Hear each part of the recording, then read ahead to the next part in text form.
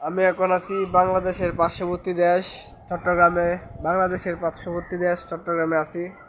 ওই যে পার্শ্ববর্তী দেশ বা চট্টগ্রামের ভিউটা দেখেন, ওই যে বাংলাদেশের পার্শ্ববর্তী দেশের চট্টগ্রামের ভিউটা দেখেন। এখন কথা হলো, চট্টগ্রাম নাকি চাকমাদের লাগবে কিছুদিন থেকে শুনতেছি, তাই আর কি বললাম যে চট্টগ্রাম, আমি এখন আছি চট্টগ্রাম। এখন তো আমি তো মুসলিম, তাহলে আমি কোথায় যাব হিসাব হলো এটা। আসলে দেখেন চট্টগ্রামের ভিউটা দেখেন, আসলে অসম্ভব সুন্দর। বাংলাদেশের পার্শ্ববর্তী দেশ বললাম কারণ কয়েকদিন পর পর খালি চট্টগ্রাম নিয়ে আন্দোলন হয়। একজনে বলতে চট্টগ্রাম ইন্ডিয়ার, একজনে বলতে চট্টগ্রাম আলাদা রাষ্ট্র রাখবো। ঠিক আছে না, সবারই আলাদা আলাদা লাগবো।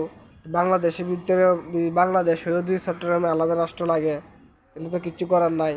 সারা দেশ আলাদা ভাগ করতে চায়, তারা গোষ্ঠী আলাদা। আসলে দুন্দামিতে ভালো হয়ে যাওয়াটাই উত্তম। দেশের ভিতরে গন্ডগোল না লেগে দেশের ভিতর